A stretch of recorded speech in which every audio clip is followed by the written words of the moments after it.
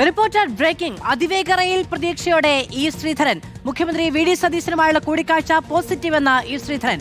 പദ്ധതിയുടെ വിവരങ്ങൾ സർക്കാരുമായി പങ്കുവച്ചുവെന്നും തീരുമാനമെടുക്കേണ്ടത് സംസ്ഥാന സർക്കാരാണ് എന്നും ഇ ശ്രീധരൻ. സർക്കാർ തീരുമാനം 2 ആഴ്ചയ്ക്കകം അറിയിക്കും.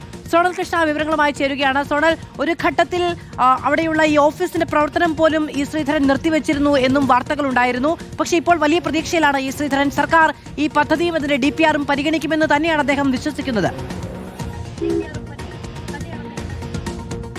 തീർച്ചയായിട്ടും അതും ഈ കൂടിക്കാഴ്ചയ്ക്ക് പിന്നാലെ വലിയ പ്രതീക്ഷയിലാണ് ഈ ശ്രീധരനും അദ്ദേഹത്തിന്റെ ടീമും എന്ന് നമുക്ക് പറഞ്ഞു വെക്കേണ്ടി വരും. നമുക്കറിയാം ഈ പദ്ധതിയുമായി ഏതൊക്കെ എതിർപ്പുണ്ടെങ്കിലും കേന്ദ്ര റെയിൽവേ മന്ത്രിയുടെ അനുവാദം തനിക്കുണ്ട്. അതുകൊണ്ട് പദ്ധതിയുമായി മുന്നോട്ട് പോകുമെന്ന് അദ്ദേഹം ഉറച്ചുകൊണ്ട് ആദ്യഘട്ട രീതിയിൽ അദ്ദേഹത്തിന്റെ പ്രവർത്തനം ആരംഭിച്ചതാണ്. അതിൽ ആദ്യഘട്ട രീതി എന്ന് പറയുന്നത് ജനങ്ങളെ പറഞ്ഞ് ബോധ്യപ്പെടുത്തുക, ഈ പദ്ധതിയുമായി ബന്ധപ്പെട്ട കാര്യങ്ങൾ ജനങ്ങളെ പറഞ്ഞ് ബോധ്യപ്പെടുത്തുക എന്നുള്ളതായിരുന്നു. അതിന്റെ പ്രാഥമിക ഘട്ടം അത് മലപ്പുറത്ത് ആരംഭിക്കുകയും ചെയ്തു. അതിന് പിന്നാലെയാണ് തിരഞ്ഞെടുപ്പ് വരുന്നത്. അങ്ങനെ തിരഞ്ഞെടുപ്പ് പെരുമാറ്റച്ചട്ടത്തിന് വിരുദ്ധമാകുമെന്ന് കണ്ടതുകൊണ്ട് അത്തരം പ്രവർത്തനങ്ങളൊക്കെ നിർത്തിവെക്കേണ്ട സാഹചര്യം വന്നിരുന്നു. അതിനുശേഷം പുതിയ മന്ത്രിസഭ വന്നതോടെയാണ് അദ്ദേഹം വീണ്ടും ഈ വിഷയം ചർച്ചയാകുന്നത്.